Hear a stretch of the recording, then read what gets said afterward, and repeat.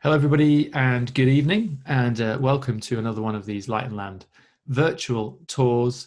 My name is Sam Gregory, and I'm very happy to welcome you all along, as per usual.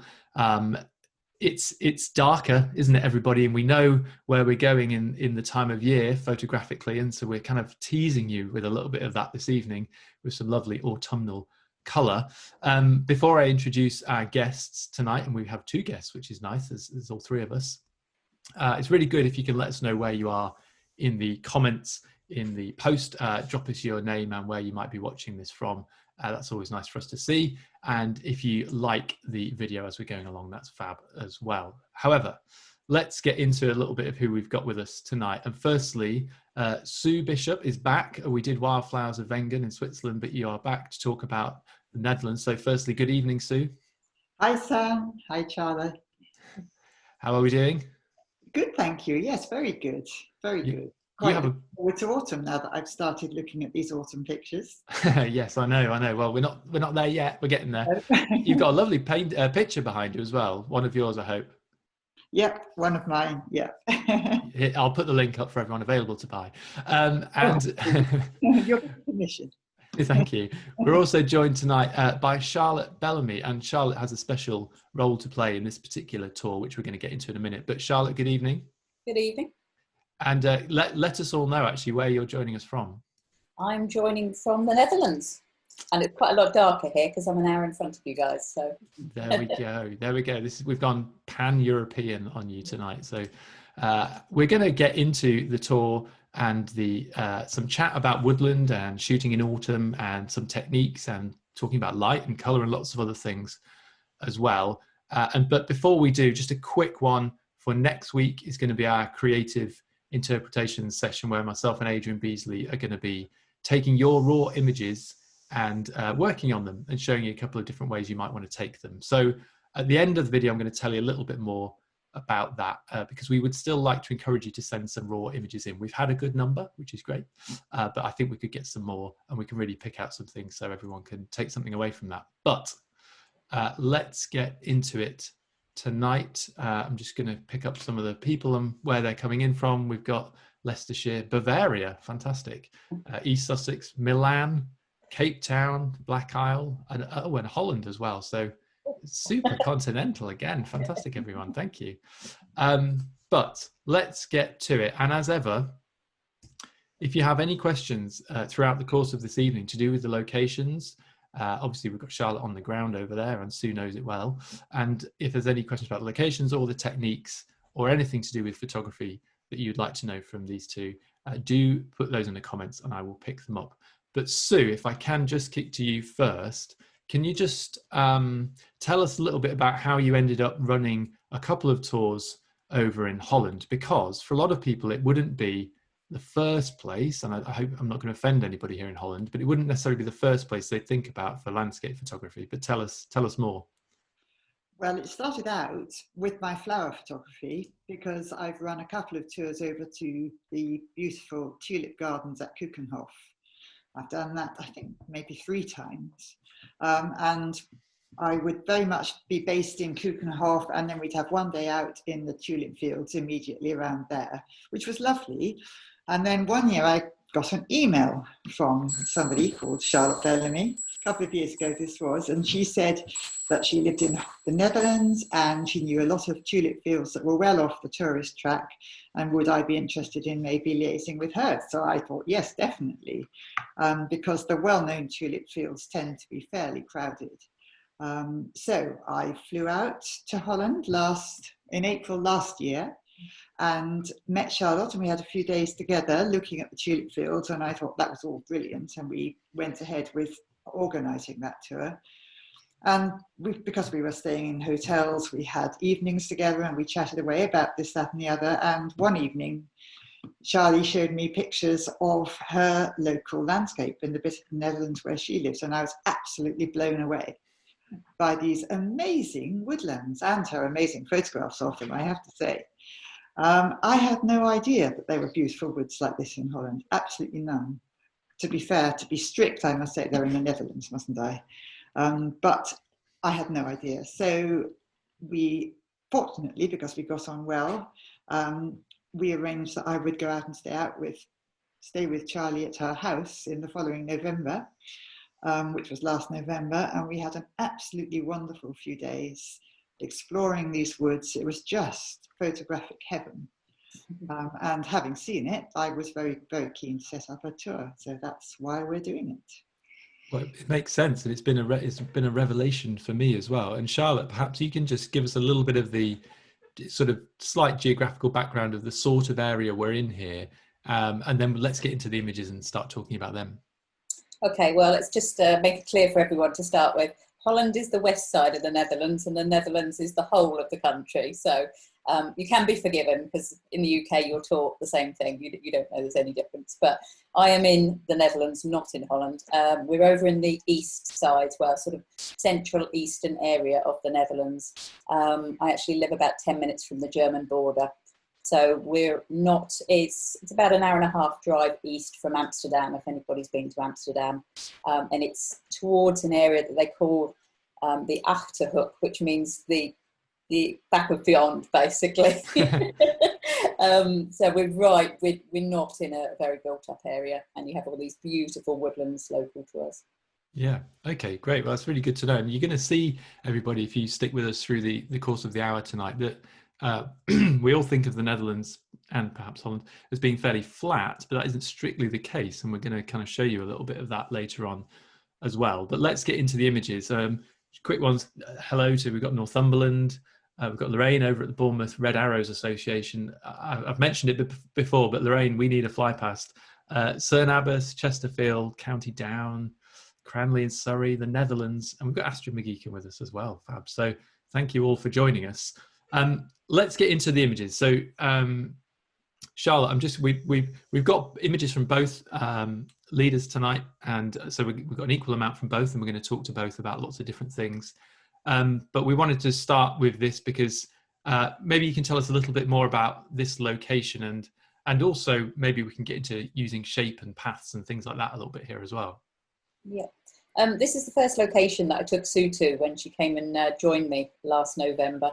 And it's in a location I've shot a number of times. I've been here in the Netherlands for 8 years, so I've been lucky enough to go back and visit a number of these locations multiple times. And this was one I was introduced to maybe 4 or 5 years ago. And it's I just find it beautiful. It's just like a tunnel. A lot of the Dutch woodlands are very ordered in places. You've got these beautiful, what we call in England, rides, I guess. But they're just beautifully lined. It just lends itself to perfect symmetry.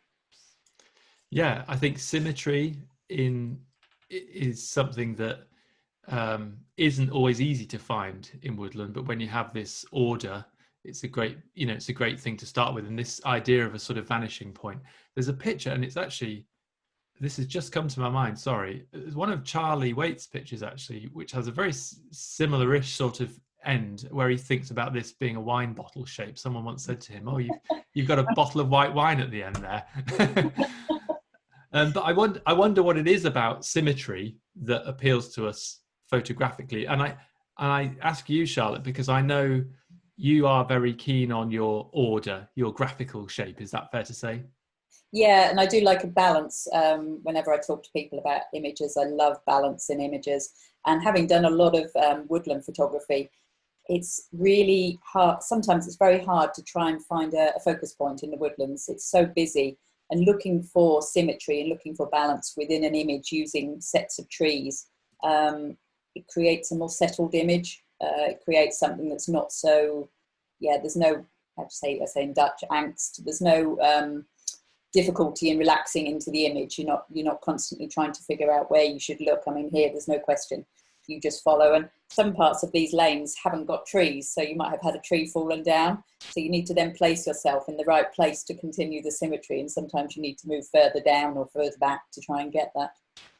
Yeah, and an excellent job here, and using these two on the far sides just as little buffers. That's paying attention to those edges, isn't it, is always important on things like this, just to get that symmetry and that balance right as well. I'm going to keep us honest just for time reasons, because we've got 20 images we're going to get through tonight, which is really great because we've got quite a nice selection of different things within woodland. And so I'm really keen for us to spend time on those. Charlotte, this is, you know, some of the similar things that we've talked about there, but it's a quite a different image, isn't it? Because of the colours and the tones a little bit in here. So, and the trees, in fact. So explain a little bit about where we are here. This is actually in the same woodland as the other one. It's just round the corner from where we were. And I think that's why it's so amazing, because it's such a contrast from the previous location in somewhere so close by.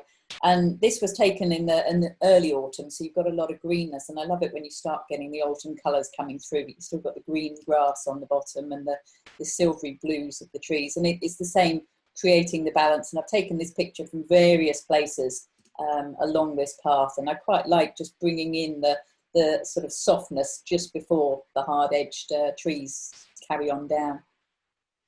Yeah, and I think that, let's talk about the colour, and maybe Sue, if we can bring you in here. And you know, we've spoken before about how you look for colours and how you can play with that in terms of things receding or things coming towards us. And there's a couple of examples later on this evening we're going to get to where we can talk a little bit more about that. But you here, I guess, would be attracted to those greens and a little bit of those blues that we're seeing as well coming through. Is that fair to say? Very much so. Absolutely gorgeous colours.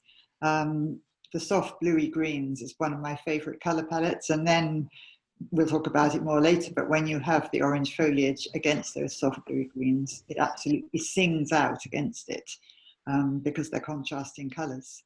So it's a beautiful colour combination, and I was amazed how often we found that colour combination in these woods. And we're going to see, like we said, like Sue says, we're going to see some of that later. I would say sometimes in places like this, it can be really difficult because it's so busy when you're inside them, and often the best bet, you do need to find these paths or just come to the edges of it is often the way, isn't it, Charlotte? Just to let it breathe and have a bit of space. Otherwise, it's just so visually busy.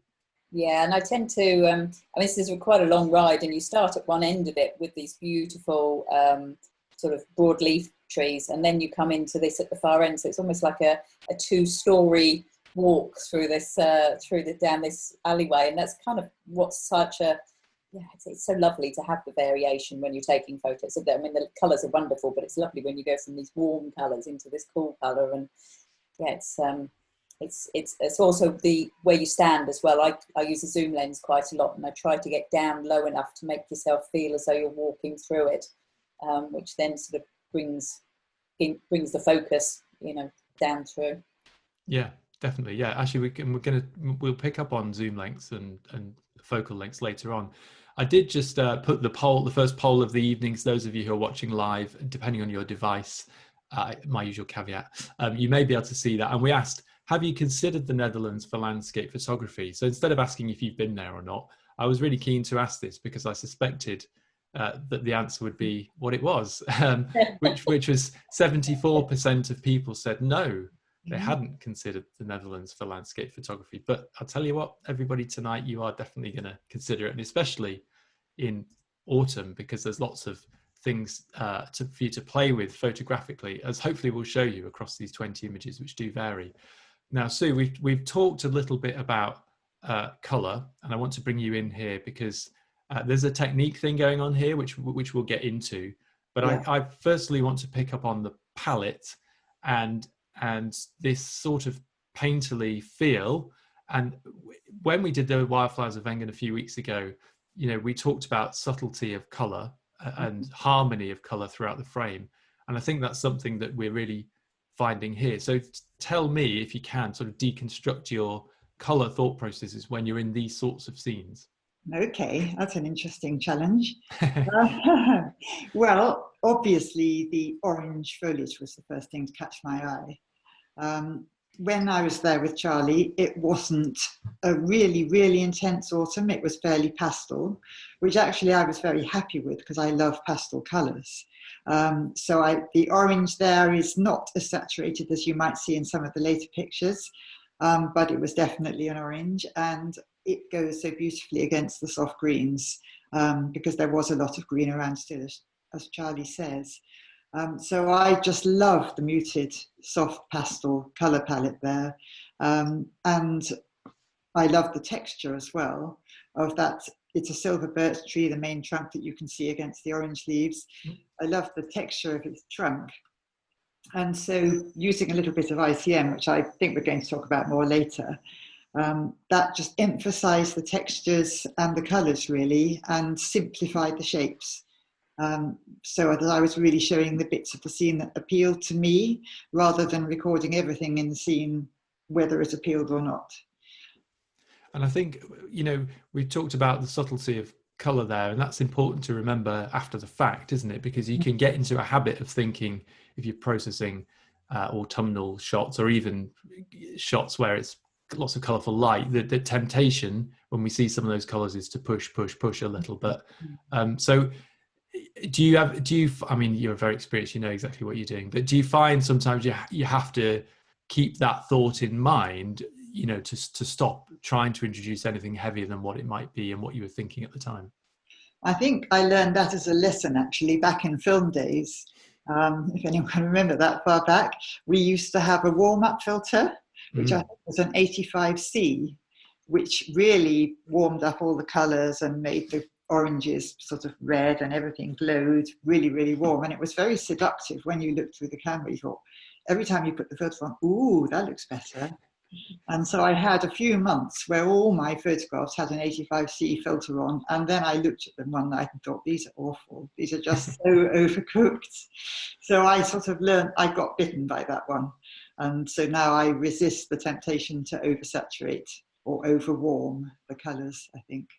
And this is pretty much how the colors were, I would say, wouldn't you, Charlie? Yeah. Yeah, and there's something to keeping it, yeah, absolutely keeping it like that. And we are going to talk about the ICM a little bit later, and multiple exposures and different ways of treating through different types of conditions, because you know, the great thing about woodland is you are going to be in shooting all day, and it's quite possible to shoot all day depending if it's rainy, cloudy, sunny, you know, there's all sorts of things going on. But Sue, we just a more straighter shot, so to speak. It's always difficult to put terminology on that, but there may be other things going on here as well. I personally, when I first saw this, I was really attracted to these grasses here, you know, and I find that's a lovely thing just to play with as a little soft cushion at the bottom of the frame. But tell us again your inspirations and motivations with this one. Well, we were walking through these wonderful woodlands together, and Charlie didn't say anything as we approached this tree. She let me see it. I'm sure she knew perfectly well it was there. So I went, look at that tree. It was just the colour contrast between the deciduous orange leaves and again, those coniferous trees behind with that lovely soft blue-green. And orange and green are very contrasty colours, as I mentioned earlier. So that orange comes singing out against the green backdrop. And then it was sort of the icing on the cake, really, to have, as you mentioned, that grass, which was also a sort of goldeny orange colour, which picked up on the golden orange leaves of the tree. And there was just nothing to spoil it, really. It was perfectly beautiful. I did do some ICM as well, but it almost didn't need it. I, in the end, preferred this straight one because it was so beautiful as it was. Didn't really need anything done differently to it. There is a touch of multiple exposure in there, as there is in quite a lot of my pictures that you'll see tonight here of the woodlands.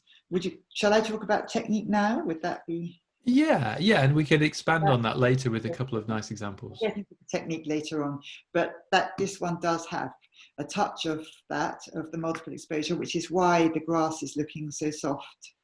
And the leaves are glowing a little bit. That's the result of the multiple exposure technique. Yeah, and there's a couple of images where we're gonna kind of break that down a little bit more for you later on. And Charlotte, sorry, I did just want to ask, and I'm only keeping us moving on just because of the quantity we really want to have a look at tonight. I did just want to ask a little bit about the care and the maintenance of the woodland. I know it may vary from place to place, but some of these images, and this is a great example, there's even kind of order within within places that aren't normally very ordered. Yeah, no, they come and brush the leaves down these banks every morning. No, they don't. Only if you're on the Light and Land tour. Yeah, special to our tour. It's a lot of these are what they call landgoed. So I'm probably, for the Dutch people, I'm probably not pronouncing that properly. It's like an estate. So a lot of the places we go are estates, and so the trees are managed in, certainly along the rides and along the paths where you have the order. It's beautifully, it's not manicured in any way, shape or form, but it is managed. And this location here is a place called Castle Amson near Lochem. And it's actually part of a castle, not a castle as you think in England, but more like a large chateau that sort of we walk past on the edge of. And it's part of their gardens, and it's I guess it's, yeah, if you went to a stately home in the UK, you would have very ordered gardens, and it's a bit like this, but they've done it throughout the woodland, so it's very easy to photograph somewhere like this. Yeah, and we wanted to talk about this one because there's a couple of things that are particular about it for me. It's actually the only portrait image in terms of the aspect ratio that you're going to see tonight, and B, obviously the reflection and that sweeping curve is a lovely thing in the sort of mid ground there. But Sue, this is one of yours, and was it the reflection in the water that got your fancy?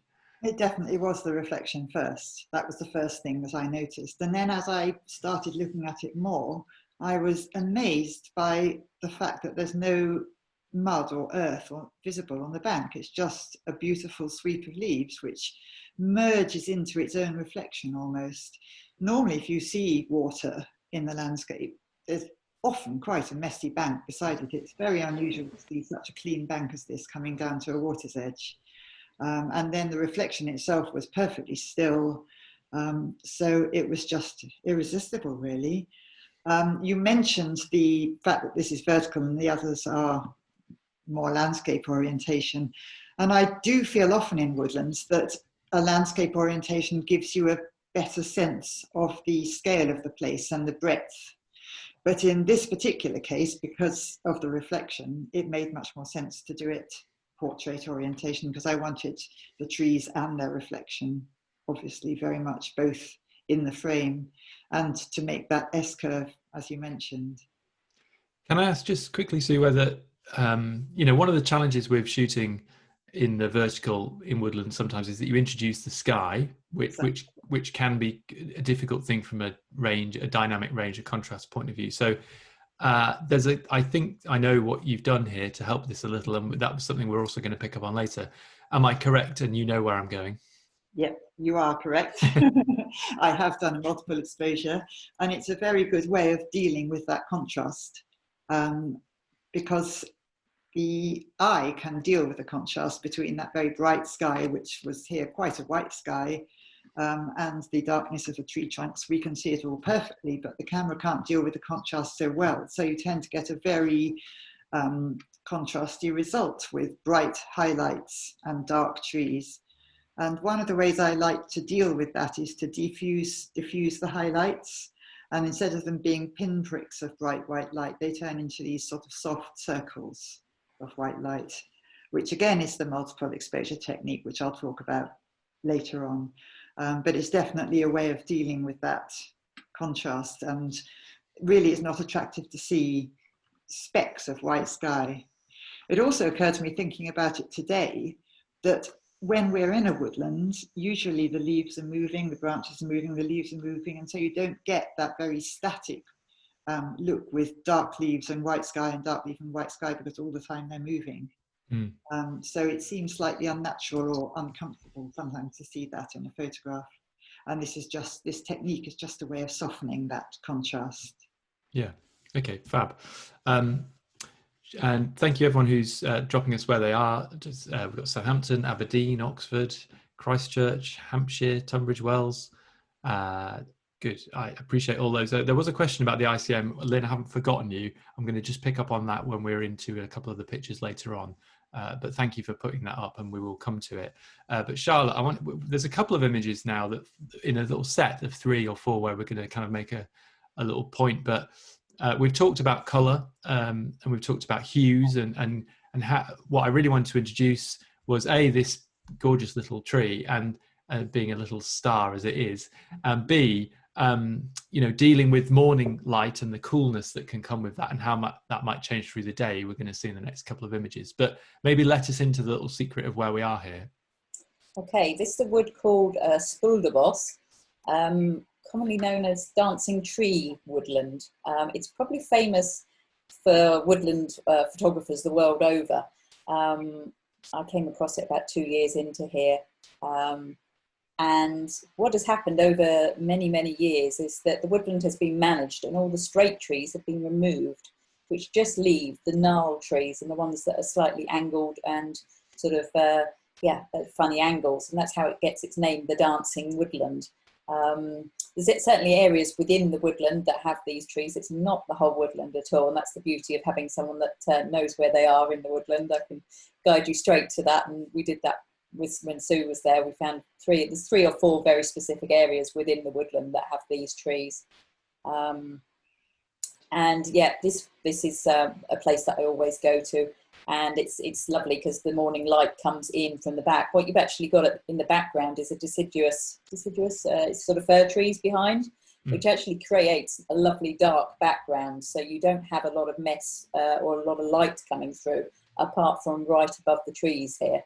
And then if you get it at the right time with a little bit of mist, if it's been slightly damp the morning before, then you get the lovely sun rays coming through. And it's just a case of placing yourself in the right place so that the sun rays come through to accentuate the individual sort of star of the show. And here you have the small yellow tree versus these big black dark tree trunks on either side. It's kind of being held in, and it's its own star of the show, I think. So and we're invited to gaze upon it, aren't we, because of where it's positioned and because of those supporting actors with the darker bark of those tree trunks surrounding it. And we mentioned this will be an early morning one. You've still got that coolness, haven't you, going on of an early morning?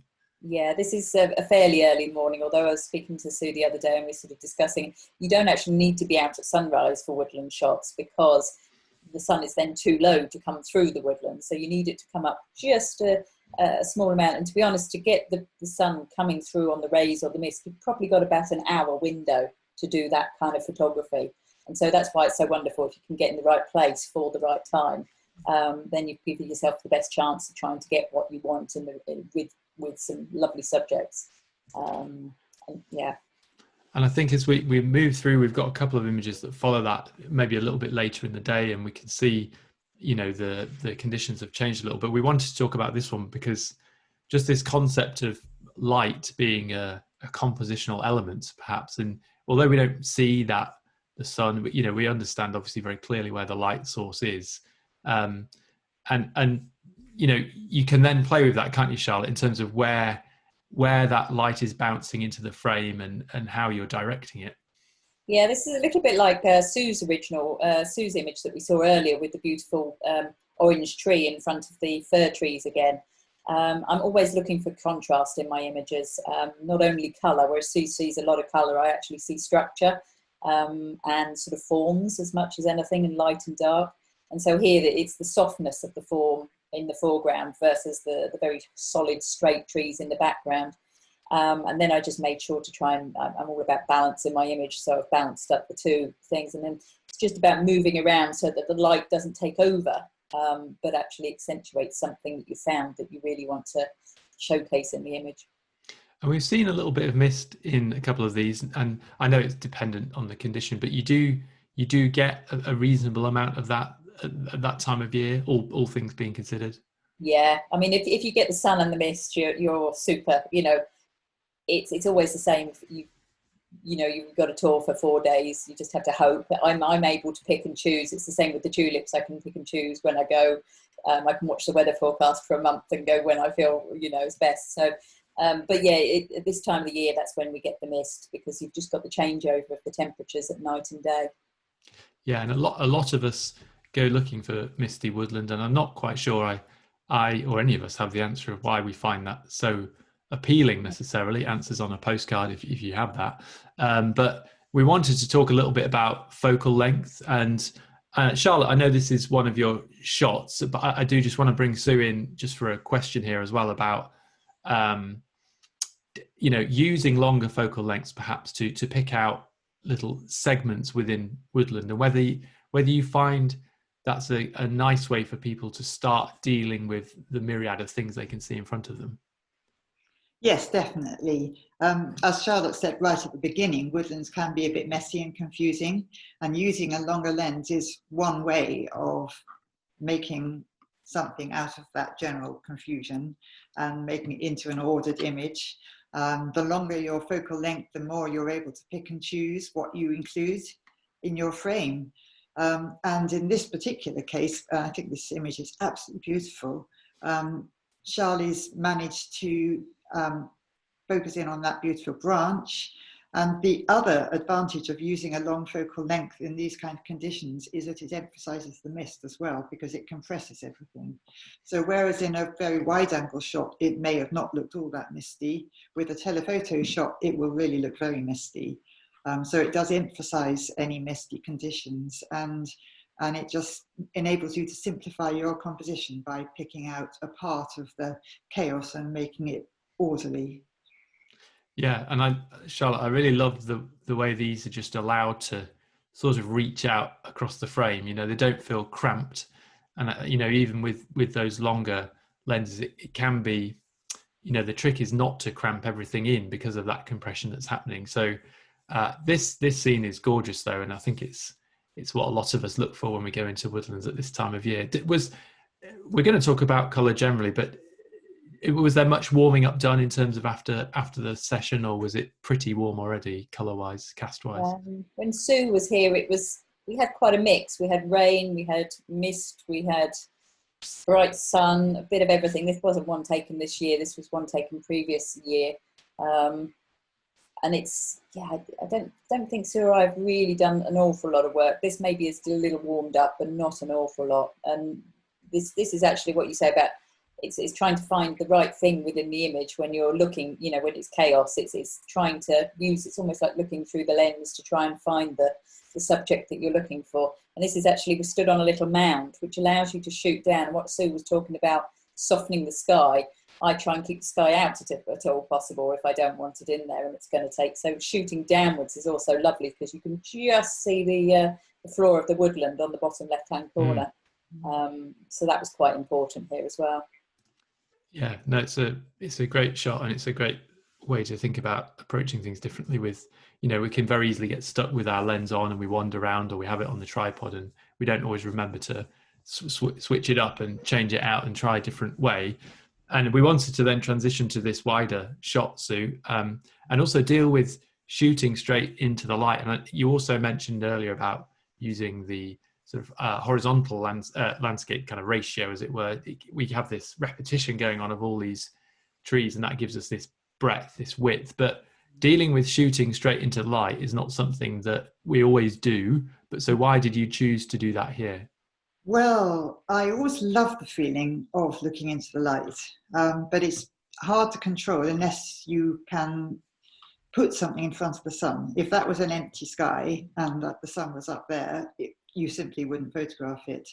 But because of the trees, you can wiggle yourself around a little bit, and if you can persuade the sun to just sort of peep behind a branch or the side of a trunk and use your smallest aperture, then you get the little sunburst effect, which I must admit I do like. I know some people think it's a cliche, but I enjoy it. But the thing that really attracted me to this scene actually were the shadows of the tree trunks, which were coming towards me because the light was behind them. So I chose a wide angle lens to exaggerate that, the way the shadows came forward, and to exaggerate or show the whole breadth of the woodland there. And because it's a wide angle lens, that little starburst sun is not too big in the frame as well. If you did that with a telephoto lens, it would be enormous and have rays going all over the picture. But it's quite a little discreet one here because of the wide angle lens. But yeah, I think backlighting in a wood can be absolutely beautiful. You have to be careful with it, but when it works, it's one of the best lights, I think. And just as a technical question, you were using a fairly small aperture there to get the sort of burst look. Yes, exactly. F22 or whatever your smallest aperture is will give you the sharpest sunburst. Yeah. And just actually a question, and thank you, Anne, who's put this in. Forgive me, it took a minute or two to get to it. But the question is whether other people around when you're photographing these trees. I suppose if I can expand on that, the kind of question is really about whether it's particularly busy out there or not. Do you find you're often on your own? Yeah, very much so. I don't mind meeting a few people. Being a single female in the middle of the woods, it's not too much of a problem. And normally at this time of year, you meet a lot of tripod huggers, a lot of people with tripods. It is renowned at this time of the year, in the autumn, for people coming. But it's such a big woodland that I think Sue will agree with me. We never had to wait for people to get out the way. We never had to ask anybody to mind out the way. And I mean, there were several places that we went. We saw absolutely nobody. I mean, honestly, we were the only ones in that part of the wood, and it was, yeah, you do feel as though you've got it all to yourself. Yeah. Okay. Well, or anyone, hardly at all. So. Okay. Cool. We wanted to get a little bit deeper into the other ways of interpreting woodland, and obviously we've talked about the fact you can shoot all day commonly in woodland, and it's quite nice to deal with scenes in a different manner and create your own sort of stamp of how you interpreted it. And I think that's the important thing, is matching the image to the feelings perhaps, and maybe we'll get into that in a second. But Sue, this is one of yours, and I believe we've got a couple if I remember correctly. So I think let's just talk a little bit about the techniques used and why you choose to use them at certain times. What is it that makes you think about using that technique at that point? Okay, well, this is ICM, which is intentional camera movement, as opposed to UCM, which sometimes happens, intentional camera movement. I always enjoy this, particularly in woodlands. It's terribly addictive. It's really addictive. And I enjoy it because it makes a more impressionist version of the scene in front of you. And it works particularly well in overcast light, which was the case here. Because in very bright light, you'll get white streaks and black streaks within your picture. But when it's overcast, it just paints these lovely soft pastel colours across the frame. For most of my woodland ones, I move the camera from bottom to top and move it as smoothly as I can in this case. Otherwise, sometimes we jiggle them around, which we've both got examples of, I think, coming up later. But this was a smooth movement from bottom to top. And every single one that you take comes out slightly different. And it's really exciting and fun to do. And when it works, you get a lot of enjoyment from it. But I think it's because, to me, a straight picture of that, and I did take a straight picture of this scene, but it wasn't exciting me because there was no particular lighting going on. But when I started to move the camera, I found that replicated the feeling I had much more of being in that lovely autumn wood by making it a bit sort of more mysterious or painterly or imaginative or impressionistic. And I think as we move to the second one of these two, I suppose the graphical elements of woodland lend themselves to that slight that movement up and even a little left and right, and we get these beautiful kind of wave effects, don't we? And I think what I especially like, Sue, in this particular one is how you've used that to great effect with the grasses or the reeds or whatever they might technically be at the bottom of the frame, which I always feel it's like a little bed of fire. The pyromaniac. Yeah. It is always nice to see the tree trunks coming out of something. That is a very sort of satisfying thing somehow. And this, as you can see, was a bit more of a wibble wobble movement rather than straight movement, to use the technical term.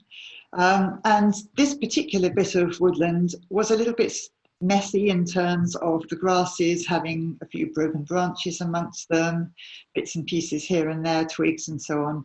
So as a straight picture, it didn't quite work, but I just thought the colours there were so beautiful that I wanted to do something with it. And it really lent itself to intentional camera movement. Because the result is that you get all the beautiful colours and shapes still, but you've lost the detail and the clutter. And it does somehow intensify the colours as well. And I just rather love doing it.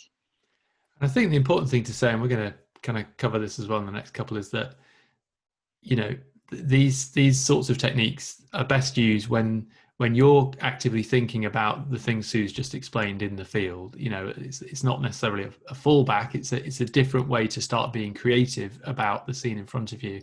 And then you have to be, as Sue's very eloquently put, you have to be aware of the colors and the shapes and everything else. And the picture still has to absolutely work, fundamentally, like any good photograph should. And those definitely do. And Charlotte, we've got a couple from you of slightly different ways of doing with it, and slightly different colors. And I like the fact this is actually quite a wide aspect ratio. It's kind of a 2:1, perhaps. Yeah, it's a 2:1 or a 16:9. 16:9, yeah. 16:9. Okay, great. So maybe when did you start experimenting with these sorts of techniques? And did you find any particular hurdles at the beginning, or was it an immediate thing of, oh, this is great, and I'm intrigued by it, or was it, oh, what the heck's going on here? I got into ICM about 4 years ago. I was on a photographic tour in the Hebrides, and you'd think, I thought, well, why on earth would you need to do ICM in such a beautiful place? How on earth could you be looking for something other than what's beauty in front of you? And I kind of got to a point after 4 years doing very traditional landscape that I felt that I'd kind of lost the feeling in my images. There was no soul in them. I was just taking direct landscape photographs, and it just wasn't giving me a kick anymore. And I stood next to somebody on the beach, and she was like this with her camera, and I was like, wacky woman, what on earth is she doing? And she showed me on the back of her camera, and I was just blown away at how she was interpreting what she was seeing in front of her. And I was just like, oh, tell me how to do this, because like I'm just so excited by what I'm seeing. And so the rest of that holiday I played with ICM, and I say play because really that's how you have to start out. You have to experiment, because anybody can try and tell you how to do it, but it's a feeling that you have to bring to the images. And while some Sue's tend to be a little bit more abstract than mine, I started very much with my smooth lines, and I'm always kind of not one to follow what everybody else is doing. So I was looking for another element to bring to the images. And what I do is when I go on location, exactly the same as Sue, she's looking at the colors and things, but I stand there and I quite often close my eyes, and I'll listen for what I can hear, or I'll smell, or I'll sort of the sounds that are going on. And then that's what I try to bring to my image. So here, the tree trunks were absolutely solid, no movement. And it was just the leaves that were actually making the movement in the wind. And that's the movement that I wanted to bring into the ICM. And a lot of my woodlands, I tend to do this 16:9 because it chucks out any sky. I shoot a little wider and then I crop. And then it allows you to focus on the thing that you've seen. Here again, the contrast with the colours. And I just love how the light's coming in from the left-hand side and hitting those green, mossy tree trunks in the middle. Again, the balance. But I've been here several times, and I was actually here with a camera club when I took this image. And a lot of people got bored because the sun didn't come out. And I knew that if the sun came out, there was a really good image there. Because it needed to fall and really needed to sort of make those yellow leaves really sing. So light, although you can shoot ICM really well in dull, sometimes the light comes through and it just adds another element. It's a completely different style to Sue. Yeah. I think that's what's nice, that you can go into the similar locations and you can come out with totally different shots. And and I think both of you have alluded to how you link that to how you might actually be feeling, or you said very nicely there, Charlotte, about if cool, calm, windy, all those, the touch, the feel is a great thing to try and introduce to your photography. And like you said, I'm glad you mentioned those greens are absolutely sort of abominable. They're just naughty. That's how kind of crazy those greens are. And we wanted to put this one in as well because, well, Charlotte, I should let you explain, but there's lots going on here and there's lots to look at. But I love the texture of it. I think that's probably the best word I could use, is that real feel of texture about it as well. Yeah, again, as I alluded to, the technique that I use, rather than it being a smooth movement, I kind of do a little jiggle. I might go up, but then I'll always follow the movement that the leaves are blowing. So here I think I probably went up and very slightly left because these leaves were blowing left in the wind. So my aim is to try and keep the tree trunks with as much detail as possible because they're so beautiful. But then just like the smallest movement, sometimes you can use your whole arms or your whole body to make these. But we're talking literally 0.5 centimetre movement. And very quick movement with the camera here to just try and get a little bit of it's almost like a pencil sketch you end up with in this image. So it's just a hint of, the hint of the movement, but it just adds, it just adds something. And like Sue said, the ICM takes away a lot of the clutter and it accentuates the contrast. So here you lose all that background and it's almost like just a sketchy green over the trees in the background, and then this beautiful tree. Again, the light played a big part on this one, because when it fell, again, the leaves sang. Otherwise you had a bit of a sort of flat picture. Yeah, I think that sketch idea is probably what I was picking up on the texture. And also, the fact you mentioned there that, when we are stood in woodland, and there is often rustling, isn't there? Rustling of leaves and movement. And I suppose any sort of technique, the best use of it is to bring us closer to how we were feeling and what we were seeing while we were there. And that's probably the aim of it. The technique is not the technique of itself, but it's a tool like any other, like choosing the aperture, like choosing the shutter speed, choosing the ISO to get that feeling into the image, I suppose. Hopefully that makes sense to some people. I'm going to keep us moving just for time reasons, but Sue, we're now in a different area, I believe. Well, certainly we can see some water here, and it looks like the canals, and we saw a few beautiful canals back in Bruges last week with Astrid on her chat. But can you tell us a little bit about this locale and the feeling on this image? Well, we stopped at this lovely canal between two areas of other woodland. And of course, straight away it begins to look more like the Netherlands, because there's a canal and a towpath, and we understand that's what the Netherlands look like. But still plenty of beautiful trees. As I mentioned, it was a fairly pastel autumn when I was there. And a straight picture to me looked not that exciting, and I just wanted to add to it. And so this is only a small amount of movement. Like Charlie mentioned, you don't need big movements always. A little jiggle here just to blend the colours a little bit. I wanted to keep all the shapes of the path leading up there, with the leaves on both sides and the tree trunks and the branches hanging over the path and over the canal. And I think you can make all those shapes out still. But it's just softened the detail and everything and made it a little bit more impressionistic, which to me was a more satisfying result than the straight photograph in that particular place. Yeah, and it's always a bit about reacting to what's there at the time, as opposed to necessarily imparting something that isn't there, or trying to impart something that isn't there. I suppose that's the trick, isn't it? And Charlotte, I know this area, Sue mentioned there about it feeling a bit more like the Netherlands. You expect some chap to come down there on his bike. But also I wanted to say this orange just screams Netherlands / Holland orange for me. It's a colour we associate with that country, isn't it, so strongly? Yeah, it is the national, it's kind of the national sporting colour. I think if you've ever been to a football match that's involved a Dutch team, you'll certainly see orange. And we have something called King's Day every year, which normally falls around the same time as we have the tulip tour, and everybody dresses up in orange. And it's a fantastic opportunity if you like street photography, because it's just orange in your face everywhere, like orange wigs, orange hats, orange t-shirts, the baby's got orange glasses, everything. They go crazy for it. So yeah. So this looks like a particularly rich coloured year, though.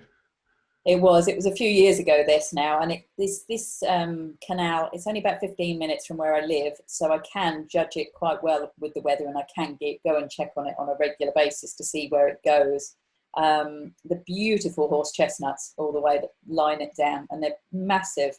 And you've got the beautiful line of trees on the other side that you could pick up in Sue's. You could see the reflections as well, so it kind of guides you in, even though it's about this path. And I have taken this picture with cyclists on it as well, but this one just lends itself so beautifully to the colours and the trees that are kind of just I don't know, they're hugging round the bike path, and then you've got the mist, and then you've got the little bridge in the background, which is just just adds something to take your eye all the way through.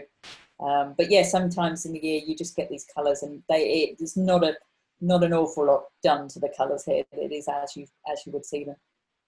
Yeah, and this lovely reach of this little arm down here, I really enjoy. And like you say, the bridge just gives us that sense of depth because we can follow that path all the way through to it as well. I wanted to just get us on to the next location, or because this particular image, there's a sort of slight ambiguity in it, in the middle here of this winding element, I'm going to say. But Charlotte, maybe you can explain here what's going on. Yeah, the Netherlands is a sea of order. Everything's very straight here. You know, you don't have to worry about looking around bends when you're driving because there aren't many. And all the roads are straight and all the bike paths are straight. And in this wood, which is a place called Raden, it's on the edge of a national park called the Bellamy. And this is actually a bike path that runs through the woodlands. And I came across it one day and I just fell in love with it because it is, again, it's a contrast. It's a wiggle, and it's concrete. It's not tarmac. It's just beautiful concrete. And the day that Sue and I were there, it was wet, and we had bikers going along it, and the lights were actually shining on the concrete, which made quite cool photos as well. But here, I wanted to bring. I really wanted to accentuate these dark tree trunks, but I really wanted to soften the path as well. And I've kind of made it into, you know, like you said, if you didn't know what it was, it could be a stream running through the middle of this woodland, but it's not. It's a horrible concrete path. But in doing this ICM, you bring beauty to an area which I saw was beautiful to start with, but like the average Dutch person probably just finds it annoying having to go around the bends. What are these bends doing here? We don't do bends. Yeah. Yeah, I think it's a nice way to reinterpret that. And absolutely, I saw it the first time I saw the image. I thought of it potentially, you know, as a stream, and we have this sort of what was the word I'm fumbling for? Terrible, sorry. It's this sort of fantasy kind of effect, isn't it, of the path into the woods or the stream into the woods. And I think that's a nice thing always to play with from a woodland point of view. And also, Sue, I wanted to get into this image as well because for me, when I first saw it again, the first thing I thought was there's just three big triangles going on here. I'm not going to go off on a triangle spout, everybody, don't worry. But fundamentally, sometimes a lot of images, even though there can be lots of texture and fine detail within them, there's really 2 or 3 large graphical things happening. But what was your thoughts and inspiration here? Well, yes, that's very true, and no matter what you do in terms of technique and wiggling the camera around or throwing things in and out of focus, you still need the sort of basic structures of composition to be there. And this line of trees just lent themselves to that so beautifully because of the fact that the branches were shorter, nearer to me, and then got longer, so they did slope down and make that diagonal.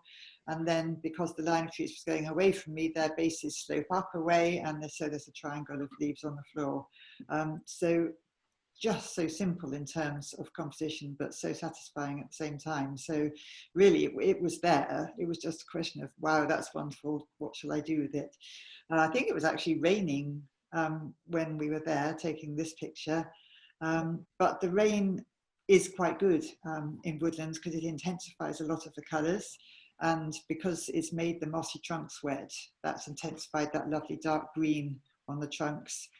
So the ICM was, as you can see, a sort of figure of 8 wiggle here, just to see what would happen. It's just fun to play around. It's always different. And I always say to people, move your camera this way and with this aperture and with this, you know, shutter speed, and then repeat it 50 times at least, because everyone is different and you will have an awful lot that you throw out, and then you will have the one that you absolutely love. So you do need to take a lot, and they're never two the same. Yeah. And actually that's a good time to bring in this question, because I think it's a difficult question to answer because it depends on the conditions and what you're trying to do with it. But Juliet has asked about the aperture and the shutter speeds that you might use when shooting ICM, and if you use any filters. Well, the shutter speed is much more crucial than the aperture in general, not entirely, but the aperture will come naturally because of the shutter speed you're looking for, because you want a longish shutter speed. So I think I would usually take about a 15th of a second as a starting point, but anywhere around there, 15th and 8th, even a half. It depends how fast you move the camera. It depends how much distance there is between you and your subject as well. So there's a lot of variables. but I always find the 15th of a second is a good starting point. I did actually start doing ICM in film days when it was complete guesswork. At least now I will sort of take a few at 1/15 and then I'll look and think, no, it's too fast or too slow or whatever it might be. But that's a good starting point, I would say, for the kind of ICM that I do. But again, Charlotte mentioned a couple of pictures ago that one of hers was a very small movement. That probably wasn't as long as the 15th. Yeah. No, So, I work on 1/4 of a second quite a lot. okay. So it can vary. I think that's the point. And like Sue said, maybe even the neat thing is just to put yourself in shutter priority. If you're still wrangling about manual use or worried about that, put it in shutter priority and experiment in and around those times. And I think the key is when you're looking and reviewing it on the digital on your back, obviously, which Sue's a loony to try doing that on film photography.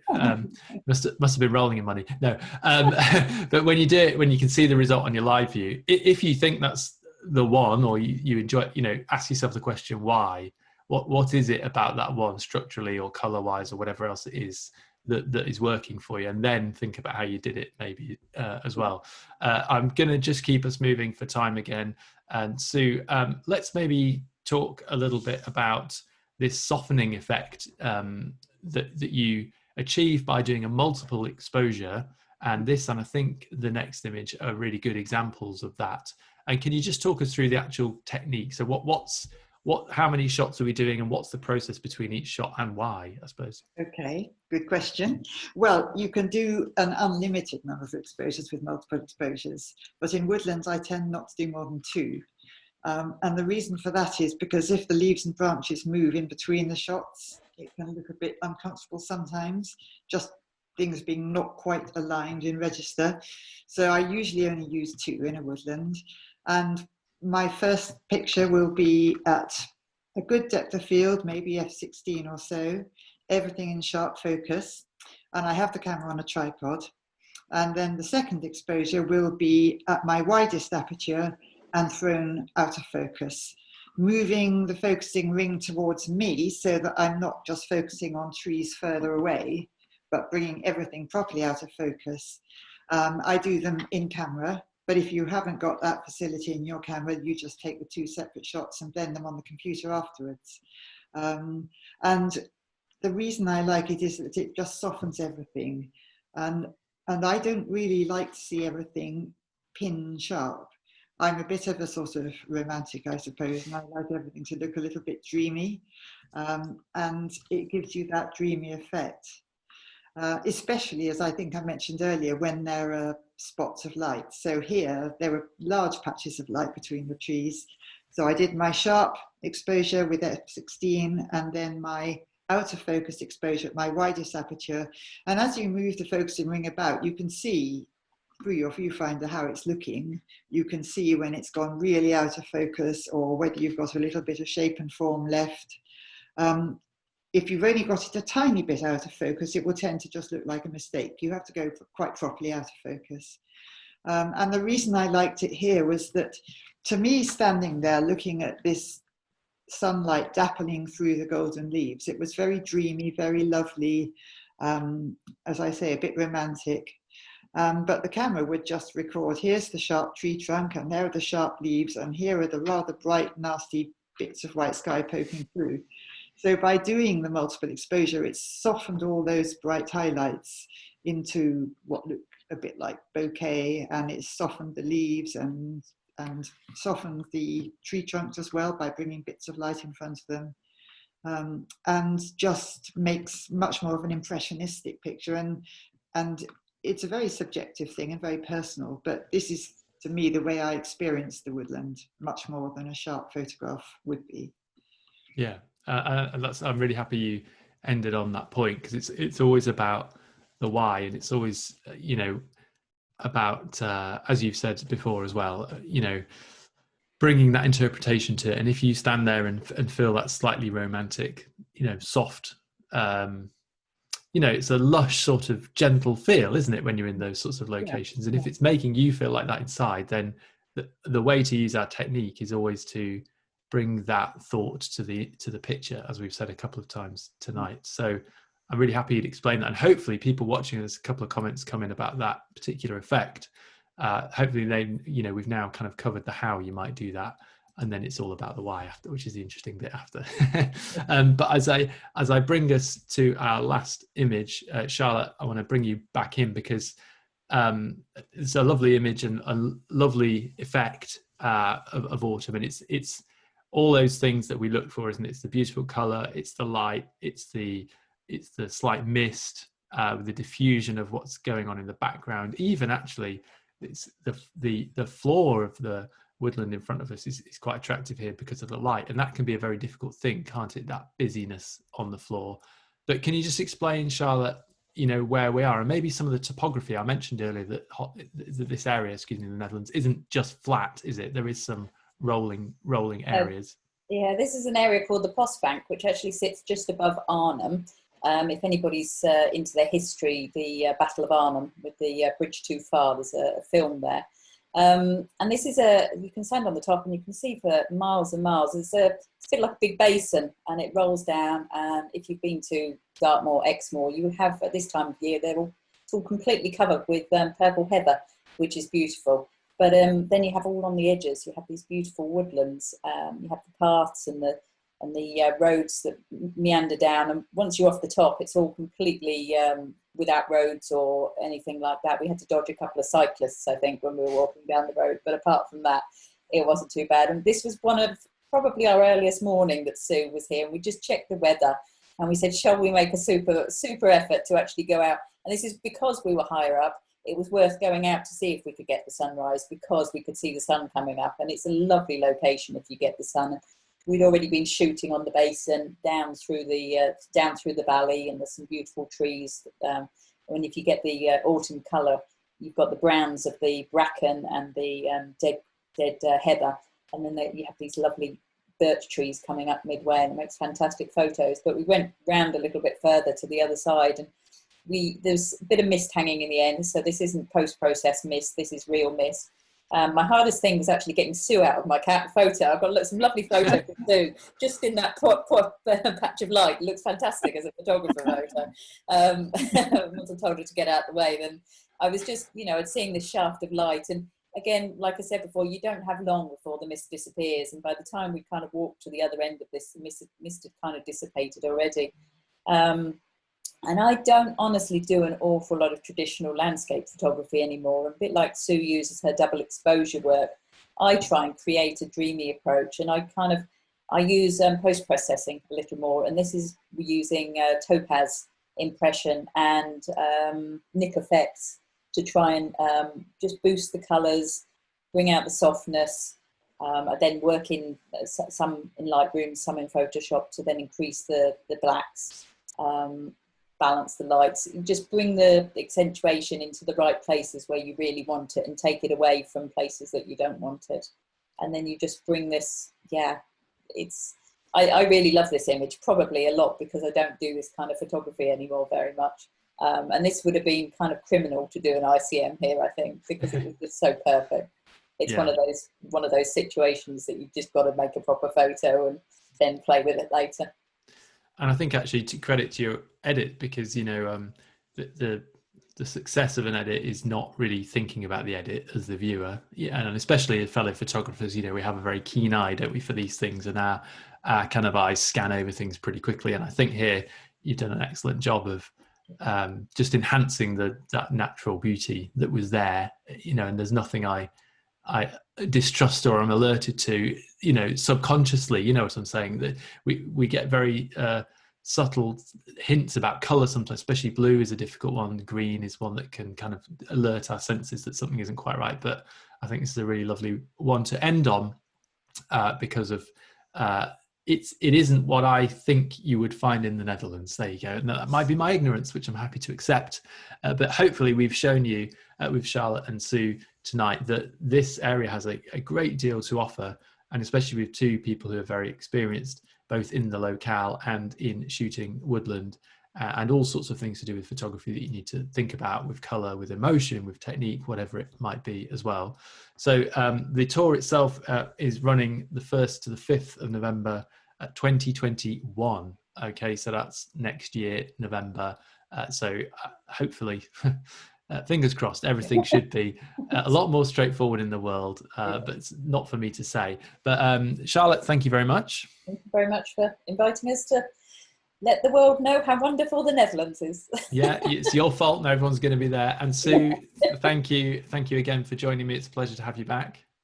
Thank you, Sam. I enjoyed it as always. Good, thank you. And for everybody watching, we really appreciate you coming along. I should ask a question, sorry, on behalf of Anita. Forgive me if I didn't get to your question. A technical one, but do you put the out of focus image on top of the sharp image? Sue?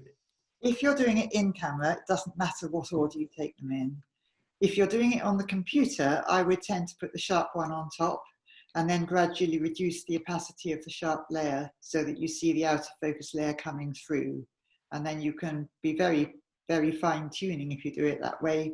It may not be 50% or 50%. You may just reduce your opacity by 20% or 80%, whatever works. So I would, in that case, have the sharp one on top. Okay, great. Thank you. And thank you for the question, Anita. I'm glad I managed to get to that. For everybody else, we'll be back next Tuesday. And as I mentioned, it's going to be myself and Adrian Beasley, and we're going to be doing something new called Creative Interpretations. What we're asking is that you send us your raw files. It can be an image from anywhere, but preferably landscape. It needn't be, to be honest, we can cope with anything. It could be an image you really love and you'd just like to see how we might interpret it, or it could be an image you struggle with and we can struggle with it as well.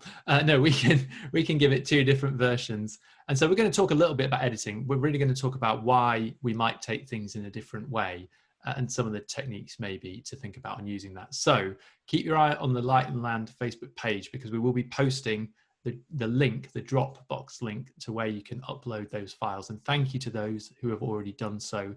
We're just looking to get a few more so that we can have a few weeks ahead of planning for the next sessions as well. So that would be great. But from myself, from Charlotte and from Sue, I'm going to let you all go. And thank you very much. And we shall see you next week, Tuesday at 8 p.m.